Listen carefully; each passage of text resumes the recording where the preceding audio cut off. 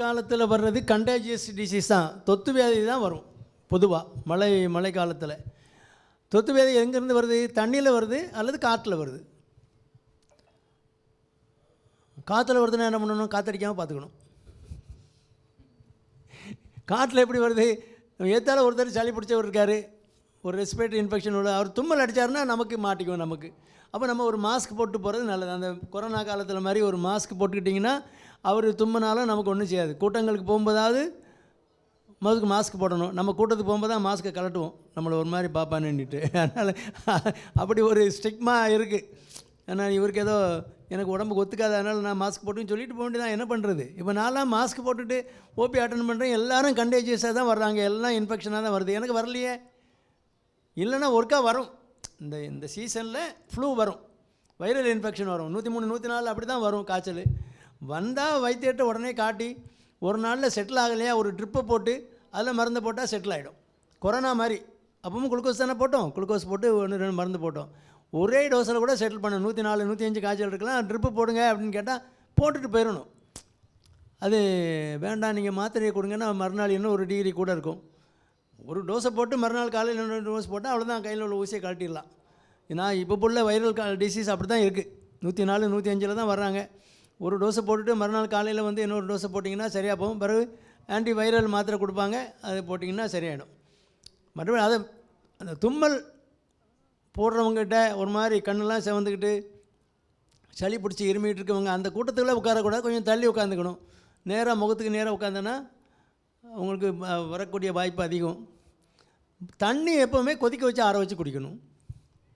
அப்புறம் சும்மா ஒரு ஜூஸ்லாம் குடிச்சிங்கன்னா அந்த தண்ணி பச்சை தண்ணி மாதிரி ஊற்றி அதை பெருக்கிற மாதிரி ஜூஸ் குடிக்காதீங்க. ஹாட்டாக உள்ள இது குடிங்க. ஹோட்டல்லையோ வெளியிலையோ இங்கே குடிச்சிங்கன்னா ஒரு ஜூஸாக குடிக்காமல் சூப்பாக குடிங்க. அந்த மாதிரி எடுத்துங்க, கொஞ்சம் ஹாட்டாக இருந்தால் நல்லது. ஏன்னா அதில் சூடாக்கி கொடுக்கறது விட வெறும் பச்சை தண்ணி அவங்க எந்த மாதிரி கொதிக்க வச்சு ஆற வச்சு தண்ணியில் அப்போ இருக்கிறாங்க ஜூஸு அப்படின்னு நமக்கு தெரியாது.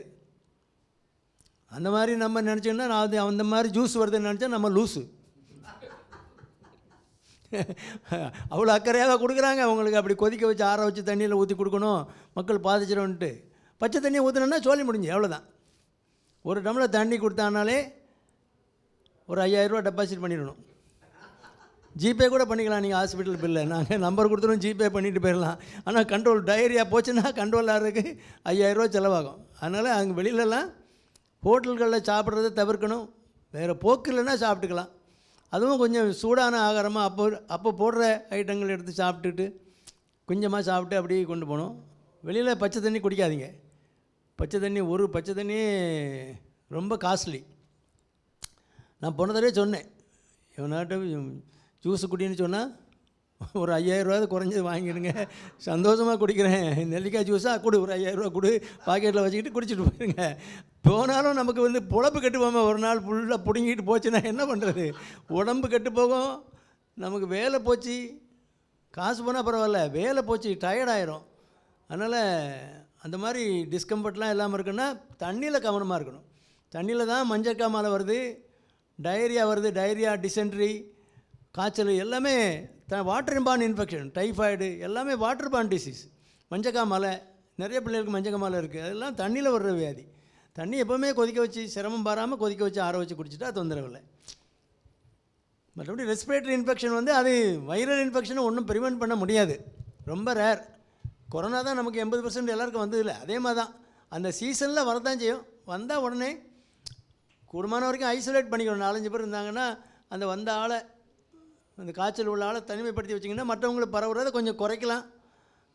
மனம் 4 பேர் இருந்தாங்கன்னா 4 பேருக்கும் வந்துடும் கிட்டத்தட்ட. ஆனால் ஒவ்வொருத்தருக்காக வந்தால் சந்தோஷப்பட்டுக்கணும். மொத்தமாக 4 பேருக்கு வந்தால் கஞ்சி காய்க்கிறக்கு ஆள் இருக்காது. ஒவ்வொருத்தருக்காக வந்தால் மாற்றி கஞ்சி காய்ச்சிக்கலாம்.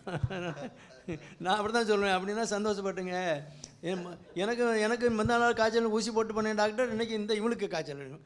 ஏம்மா உனக்கும் சேர்ந்து வரல, சந்தோஷப்பட்டுக்க, அன்றைக்கி அவளை பார்த்துக்கோ அப்படின்னு சொல்லி. அவ்வளோதான். வேறு வாட்டர் பார்ன் டிசீஸு மலையிலலாம் நான் பார்க்குறேன், வரும்போது பார்க்குறேன், இருட்டிட்டு மலையில் எல்லாம் பேக்கெல்லாம் தோளில் போட்டுக்கிட்டு நல்ல மழை, ஆனால் போகிறாங்க ஜாலியாக, பைக்கில் போயிட்டே தான் இருக்காங்க. சிங்கிள் லைட்டு போட்டு வருதா, இது கார் இல்லையேன்னு பார்த்தா பைக்கில் போகிறாங்க. யங்ஸ்டர்ஸ்லாம். அப்புறம் நாளைக்கு காய்ச்சலில் படுத்துக்கிறது அவன் தான் படுத்துக்குவான். அதனால் அது தவிர்க்கணும், தவிர்க்க வேண்டியதை தவிர்க்கணும். ஆமாம்.